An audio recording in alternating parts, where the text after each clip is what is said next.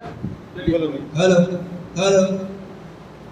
सतगुरुदेव भगवान के कमलवत चरणों में बार बार नाम करते हुए हेलो भाइयों एवं बहनों, गुरुदेव भगवान ने हम लोगों को बताया एन केन विधि दीने दान करे कल्याण। किसी भी प्रकार से किया हुआ दान हम लोगों का कल्याण ही करता है। इसके उपलक्ष्य में कर्ण महादानी कर्ण की कथा बताई।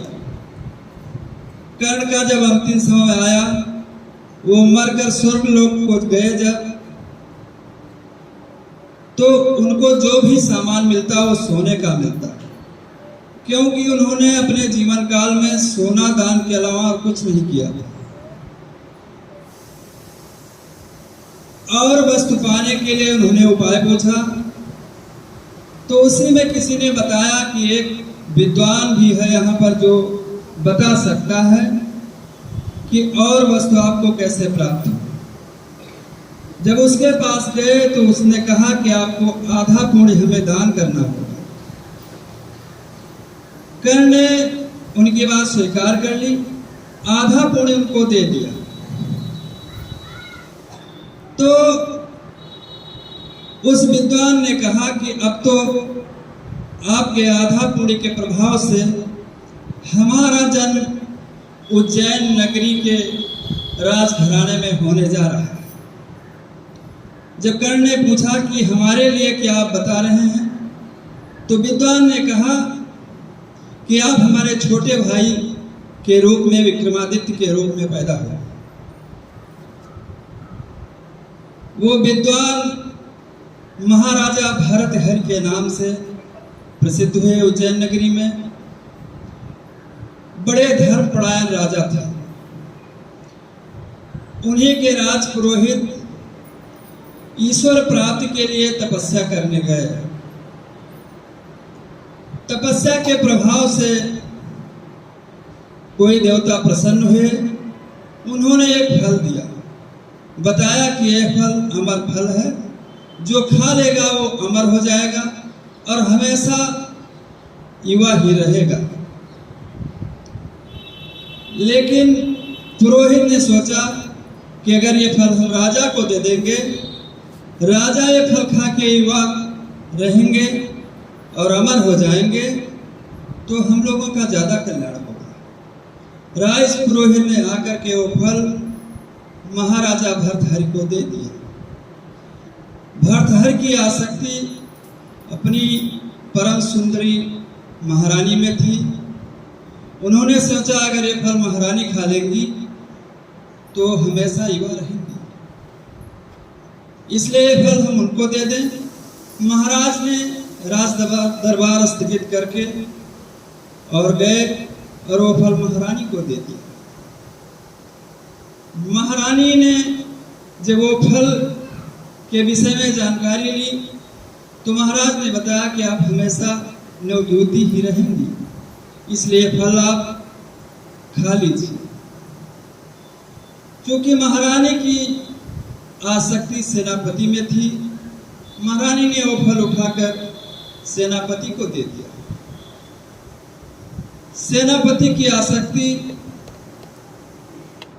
उस नगर की नगर वधू में थी। सेनापति ने वो फल ले जाकर के नगर वधू के दे दिया। नगर वधू ने सोचा कि वैसे अब तक जो कुछ भी हमने किया है वो कुछ अच्छा नहीं किया है, अगर ज्यादा समय तक हम नवयुवती बनी रहेंगी तो और हमसे बुराई ही होगी, इसलिए फल महाराज को दे देना चाहिए। नगर वधू ने आकर के वो फल महाराज को दे दिया। महाराज ने उस फल की जानकारी के लिए अपने कर्मचारियों को बुलाया। महाराज जी इतने तो बतावा करें। ठीक, आप माइक दूसरे को दे दो।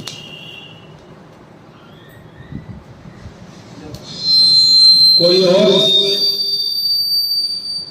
माइक बंद कर दी। कोई और इसमें आगे बताना चाहे माइक ले ली, माइक वहां से ले लीजिए।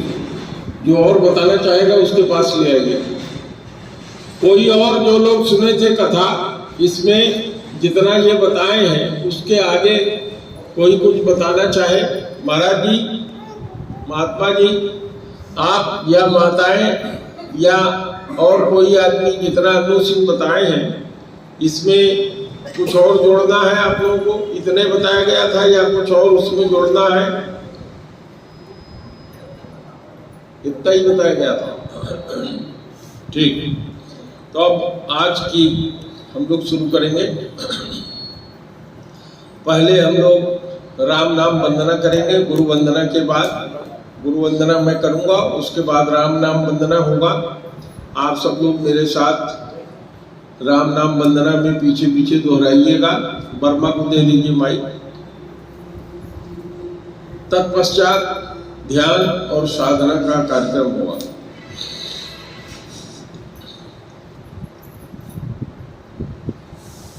ओम ब्रह्मानंदम परम सुखदम केवलम ज्ञानमूर्तिम द्वंद्वातीतम गगन सदिशम तत्वमस्यादिलक्ष्यम एकम नित्यम निर्मलम अचलम सर्वधी साक्षिभूतम भावातीतम त्रिगुणरहितम सद्गुरुं तम नमामि। अब आप लोग मेरे साथ भजन करेंगे।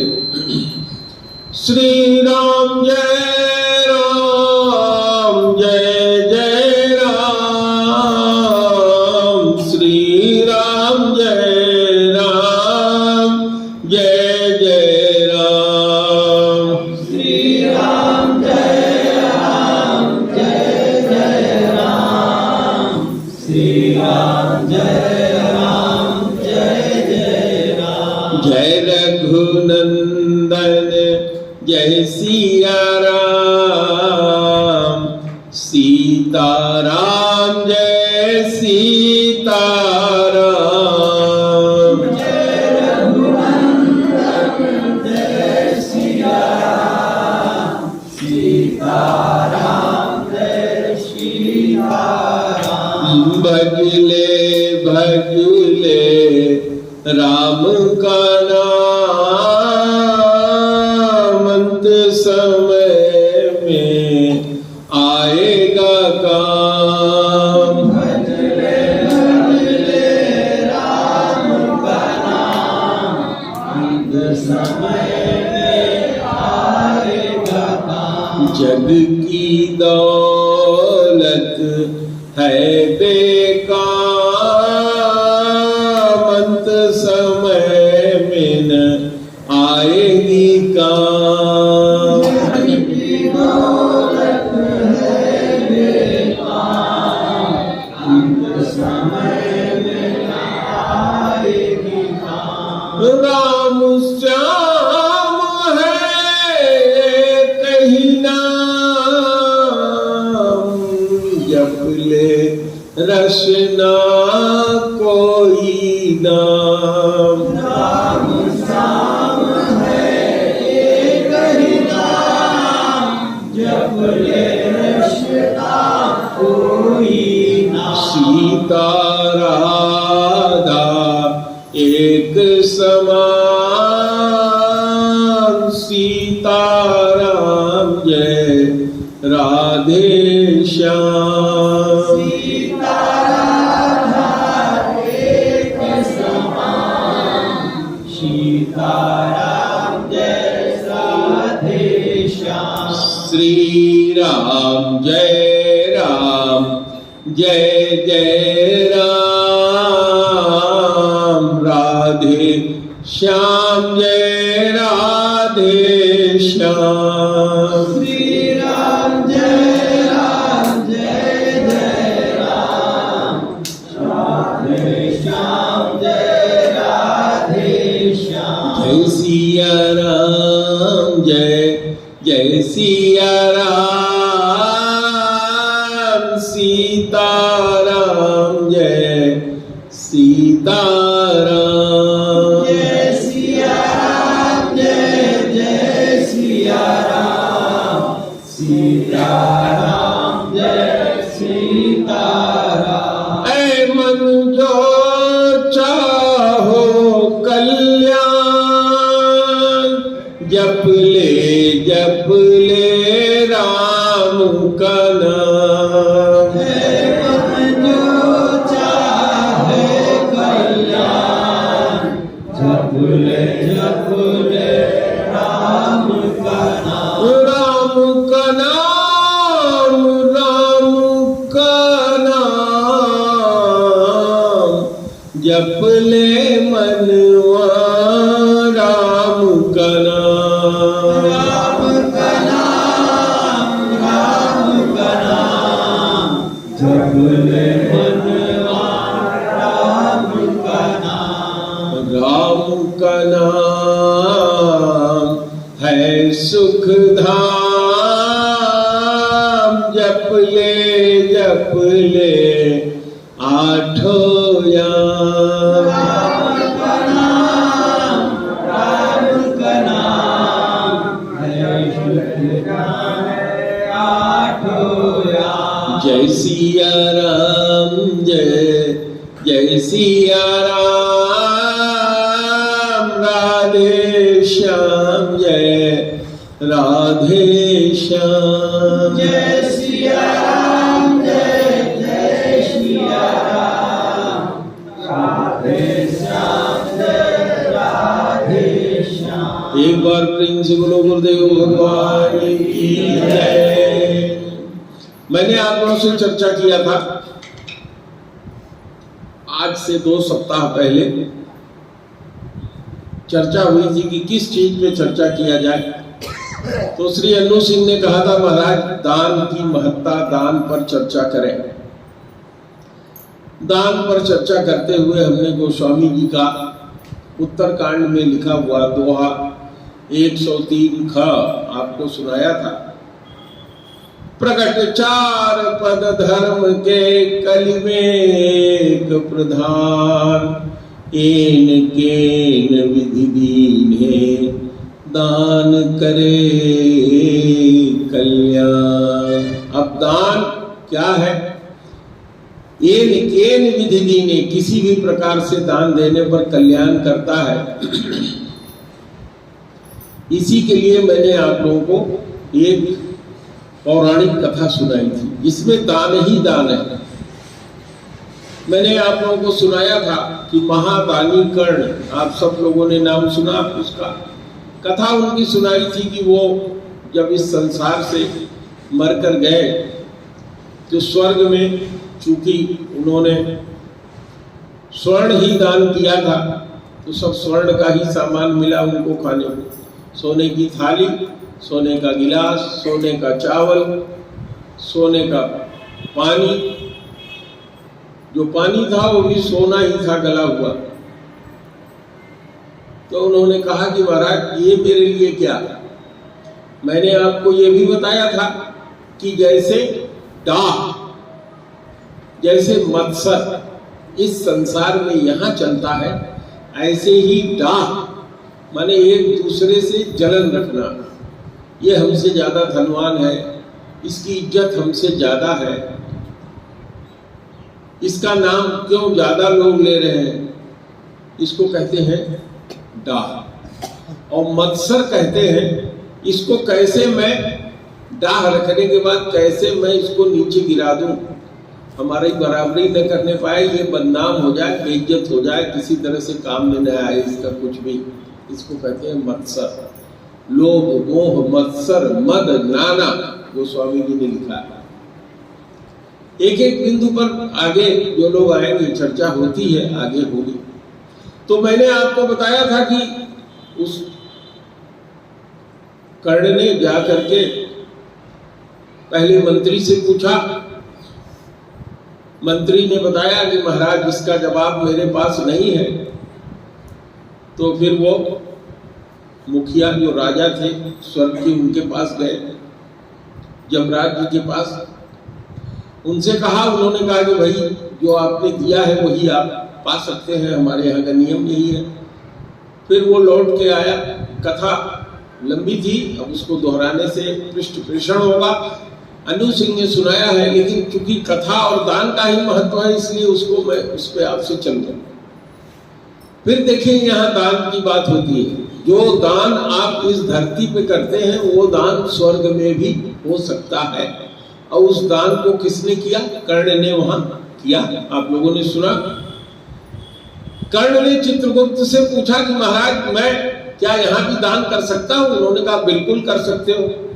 कहा कि दान देंगे किसको? कहा दान लेने वाला कोई तुम्हें मिल जाए तो दान करो। कर्ण परेशान था कि मैं किसको दान दूं, ये धरती तो है नहीं, स्वर्ग है, धरती पर तो खड़े रहो, दान लेने वाले लाइन लगा देते हैं, सोना चूक जाता है, दान लेने वालों की लाइन नहीं चूकती। लेकिन यहां तो कोई मिल ही नहीं रहा है, चूंकि वहां स्वर्ग था। स्वर्ग में सब अच्छे ही लोग जाते हैं जो बढ़िया कर्म करते हैं। तो अब वो परेशान थे कि इसी बीच उनको एक ज्ञानी व्यक्ति आया, उसने कहा कि आप दान देना चाहते हैं? कर्ण ने कहा हाँ हाँ देना चाहता हूं, लेकिन ये तो स्वर्ग है और हम उस कैटेगरी वाले स्वर्ग में बैठे हैं जहां केवल अकेले हम ही हम हैं, क्योंकि हमारे बराबर का कोई पुण्यात्मा नहीं है। तो कहा एक आदमी है जो दान लेना चाहता है, धरती से आया है, वो विद्वान है। तो आप ध्यान रखिएगा, एक एक शब्द का यहाँ अर्थ है। यानी विद्या प्राप्त कर लेने मात्र से व्यक्ति की जो तृष्णा है, जो ईर्षणा है, वो समाप्त होनी चाहिए। सा विद्या या विमुक्त है। विद्या वो है जो पूर्ण रूप से मुक्ति प्रदान करते हैं। हमारे यहाँ विद्या उसी कहते हैं। विद्या और अविद्या दो चीज होती है। विद्या वो होती है जो हमको पूर्ण रूप से मुक्त करता है। सांस रहते हमारी सारी इच्छाएं पूर्ण हो जाए तो उसको कहते हैं मुक्ति। अभी हमारा जीवन शेष है, अभी मैं मरा नहीं हूं, हमारा जीवन शेष है, हमारी सारी इच्छाएं अशेष हो गई, मर गई, अब हमें कुछ नहीं चाहिए, या को कुछ नहीं चाहिए, सो वही संसार, सो साहों का सा वही संसार। लेकिन जिसकी इच्छा पूरी रह गई और सांसें खत्म हो गई, यानी उसका जीवन खत्म हो गया और तृष्णा और इच्छा रह गई। अरे अभी तो मैंने कार नहीं खरीदा, कार खरीदा तो हवाई जहाज नहीं खरीदा, हवाई जहाज खरीदा तो अभी यहाँ नहीं गया, अभी अपना पूरा देश नहीं घूम पाया, रे अभी तो इंग्लैंड बाकी रह गया, अभी तो जितने फल होते हैं हमारे देश के उसको मैंने नहीं खाया। माने मरने जा रहा है, लेकिन इच्छा अगर शेष है तो कहते हैं कि वहां मुक्ति नहीं है। अब मुक्ति कैसे मिलती है? दान से मिलती है। दान की ही पूरी कथा आप सुन रहे हैं, मैंने कथा आपको सुनाई। कर्ण को मुक्ति नहीं मिली, कर्ण ने सोना दान दिया, लेकिन उसको मिला क्या? स्वर्ग। तात स्वर्ग अपवर्ग सुख धरिय तुलाय कयंग, तूलनता ही शकल मिली जो सुख लव सतसंग। एक लव मात्र, लव क्या होता है? दीपक कभी किसी ने देखा है? चौहान जी देखो तुम्हें यही रोग है जो तुम्हारा, मैं कहता हूँ मेटाबॉलिज्म बढ़ा हुआ है, उस मेटाबॉलिज्म जो तुम्हारी 89 साल की मैंने उम्र बताई, वो यही लक्षण 89 साल का जो बूढ़ा होगा ऐसे ही सोएगा जैसे तुम सो रहे हो, बैठेगा नींद आ जाएगी, ये लक्षण है। देखो तुम्हारे चाचा 81 साल के होते हुए इनकी उम्र मशीन ने 71 साल बताया, लेकिन देखो चैतन्य बैठे हैं, तो यही तुम्हारा रोग है। तो कहा तात स्वर्ग अपवर्ग सुख, दान देने से क्या मिला? स्वर्ग मिला। तो कहा गोस्वामी जी ने क्या कहा है? एक अपवर्ग भी है। तो कहा भैया स्वर्ग का सुख मिल गया, तो अभी अपवर्ग का सुख कैसे मिलेगा? तो कहा ये अपवर्ग का सुख होता है मुक्ति। कर्ण जी ने दान दिया, सोना दान दिया, सोना यहाँ सबसे महंगा है, सब काम उससे बन जाता है, लेकिन उनको क्या मिला? स्वर्ग मिला। स्वर्ग के लिए हमारे शास्त्रों में, वेदों में क्या कहा जाता है? क्षीणे पुण्य मृत्यु लोका विशंति। स्वर्ग आपको मिलता है, उसमें सबसे ऊंची कैटेगरी मिलती है, पुण्य तुमने इस धरती पर किया इसलिए। लेकिन जब वहां जाते हो तुम्हारा पुण्य क्षीण हो जाता है तो मृत्यु लोके विशंति, मृत्यु लोक पर गिर आते हो। यह शरीर कौन सा है? मनुष्य का। इससे तुमने पुण्य किया। कुत्ता बिल्ली का शरीर मिल करके पुण्य नहीं होगा, मनुष्य के शरीर से ही होगा। बड़े भाग मानुष तन पावा, हमने आप लोगों को समझाया है। और इस शरीर को पा करके कर्ण जी ने पुण्य किया और पाए क्या? स्वर्ग की सबसे उच्च कैटेगरी। वहां उनको संतोष नहीं हुआ क्योंकि उनको भोजन पानी जो सब वहां मिल रहा था वो उनके मन का नहीं था।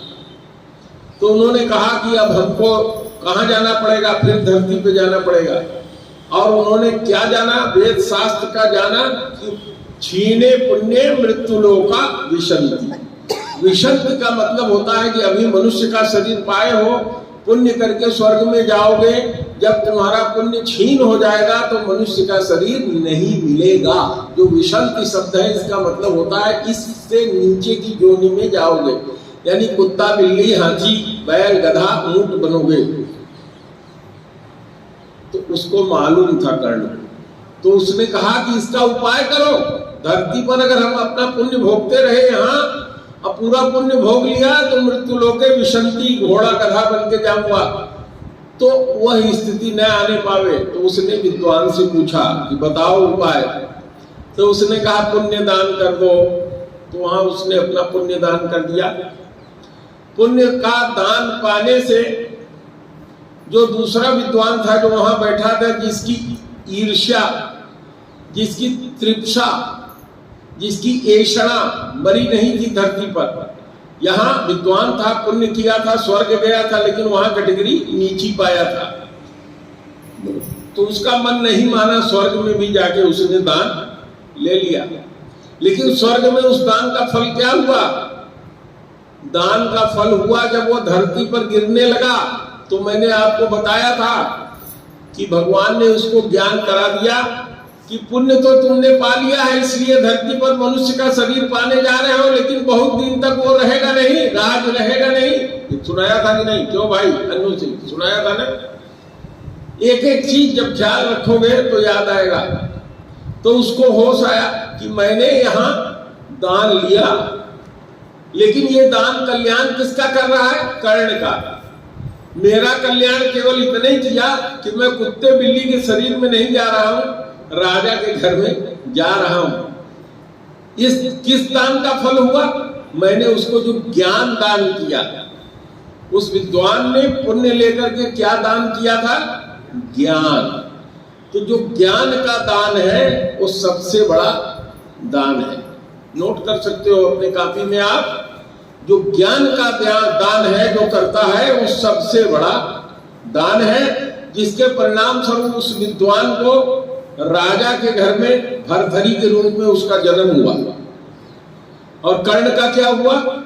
कर्ण ने चूंकि दान दिया अपना, और अपना वास्तविक कमाया हुआ दान दिया, तो उस विद्वान ने जाते जाते क्या कहा कि देखो, मैं तो दान यहाँ इसीलिए लिया था कि मैं जाकर के राजा भरथरी बनूं, लेकिन अब मुझको ज्ञान हुआ कि मुझे बचपन के बाद जैसे मेरी शादी होगी मेरा वैराग्य हो जाएगा। और हुआ वैराग्य। उसको वही ज्ञान हो गया था कि मेरी शादी होगी, अमर फल मिलेगा, वैराग्य हो जाएगा और वैराग्य करके मैं चला जाऊंगा।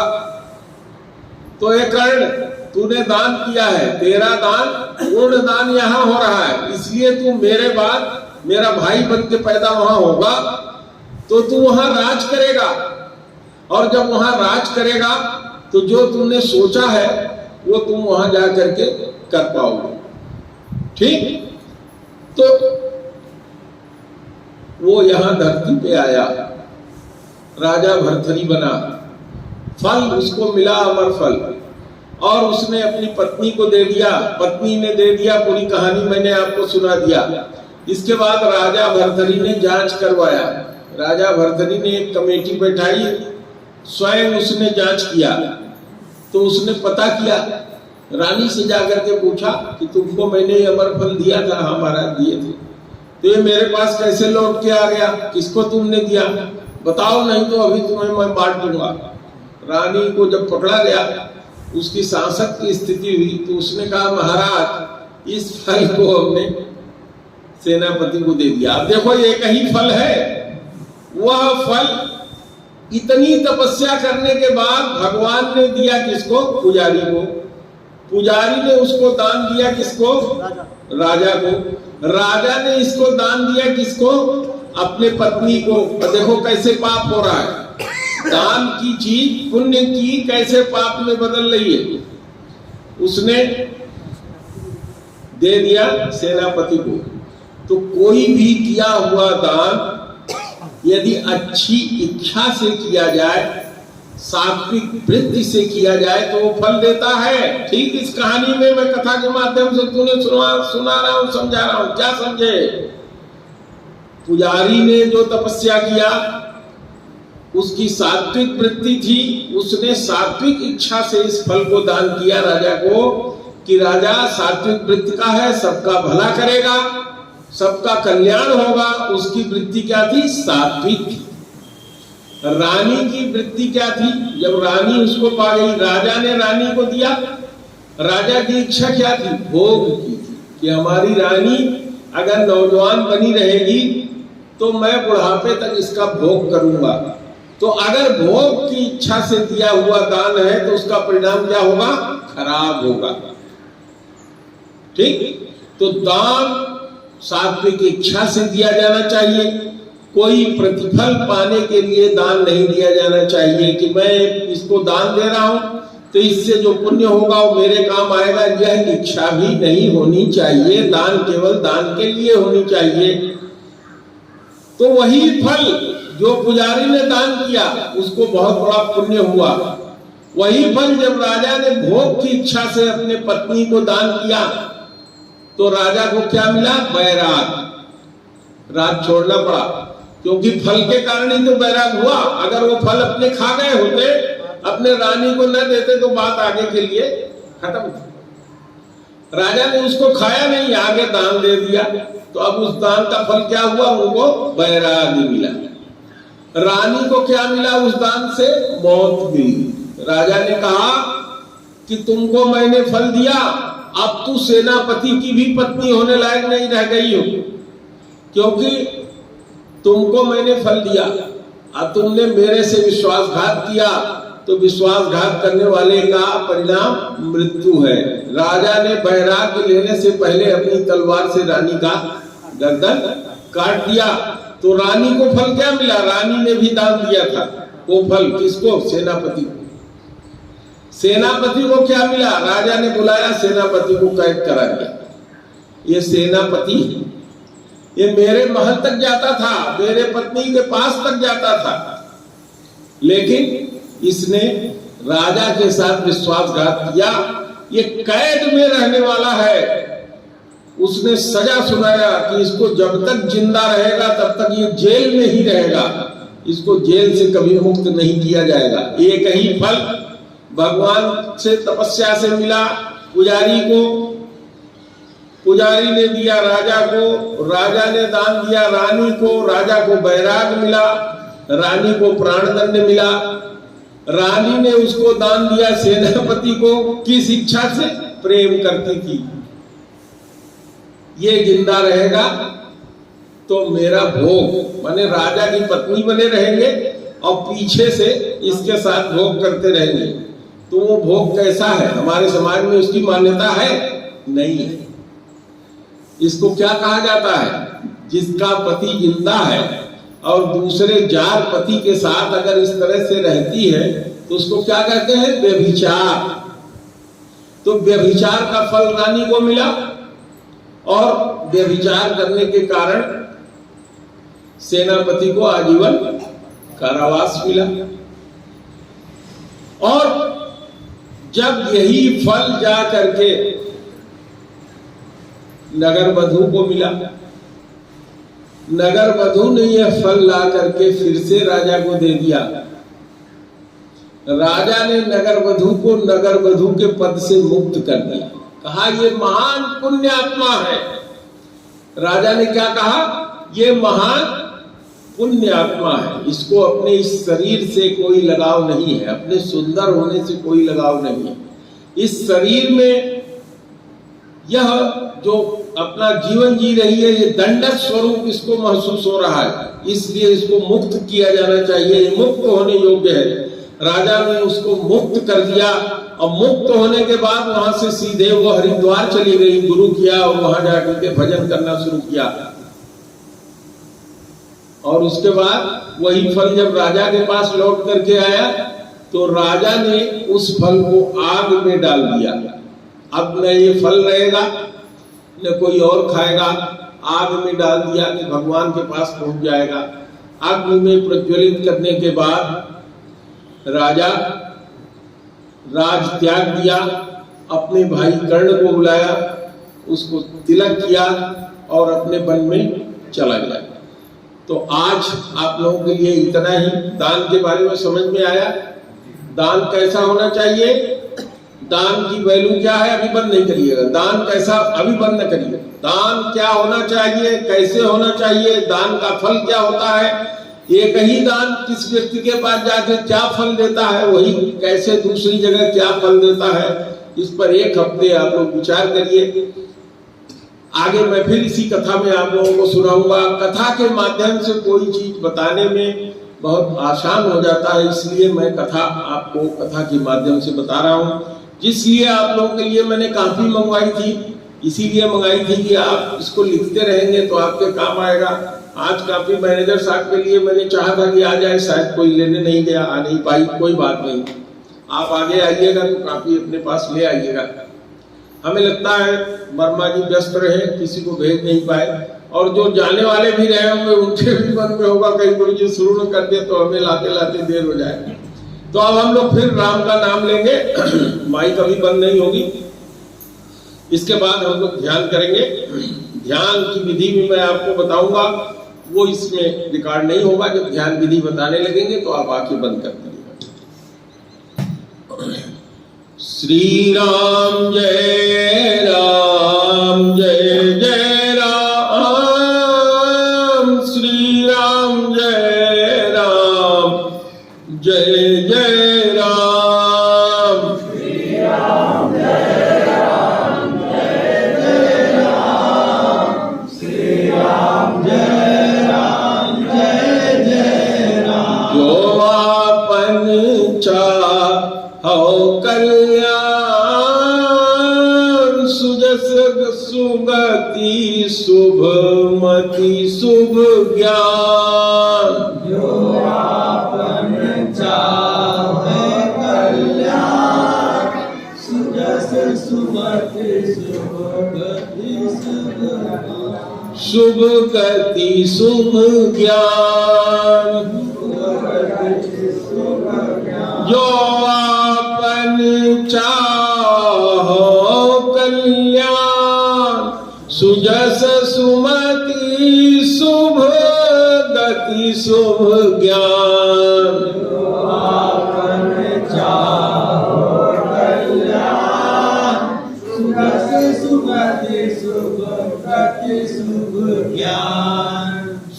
तो तुम जप लो राम का नाम, पा जाओगे पद निर्वाण।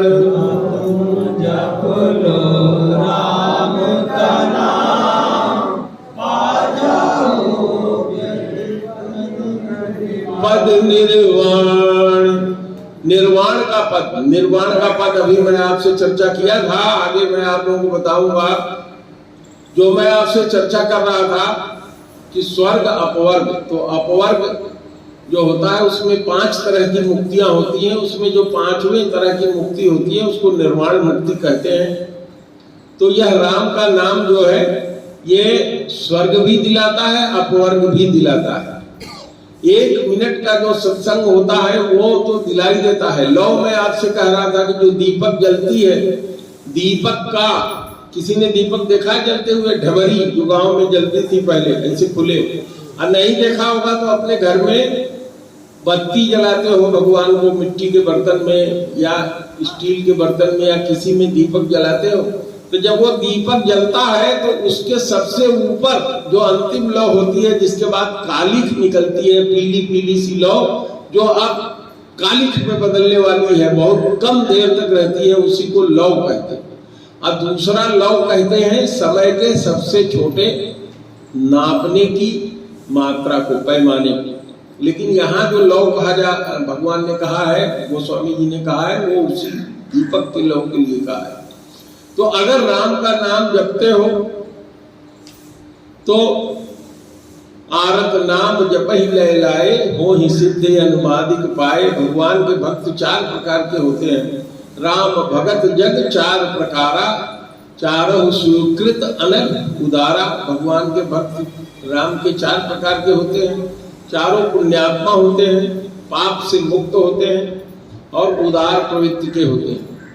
तो 4 तरह के जो भक्त होते हैं, पहला भक्त होता है आर्त, जिसके पास बहुत से दुख है, अपना दुख दूर करने के लिए राम का नाम जपता है।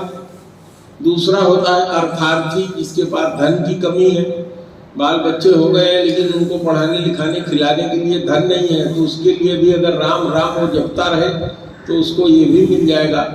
तीसरा होता है ज्ञानी। तीसरा होता है जिज्ञासु, जो ये जानना चाहता है, उसके पास सब कुछ है लेकिन वो जानना चाहता है क्या भगवान है। किसी गुरु के पास जाता है, वहां ट्राई करता है, देखता है कि गुरु जी कोई तरीका बताइए, हम भगवान से मिलना चाहते हैं, तो गुरु उसको रास्ता बताते हैं, वो जिज्ञासु भक्त कहलाता है। और चौथा भक्त जो होता है भगवान का, वो ज्ञानी होता है। ज्ञानी भक्त भगवान को प्रिय होता है और भगवान कहते हैं कि जो ज्ञानी और मेरा भक्त है वो मैं स्वयं ही हूँ, उसी के रूप में मुझको जानो, क्योंकि मुझे पाना तो अत्यधिक कठिन है। उसी को देखो कि वही मेरा भक्त है, उसी के रूप में मैं यहाँ प्रकट हूँ। तो आज की कथा मैं यही समाप्त कर रहा हूँ, आप रिकॉर्डिंग बंद कर दीजिए। बाकी मैं आपसे मुखातिब होकर करता रहूँगा। मैंने आप लोगों को ध्यान के लिए बताया है कि ध्यान के लिए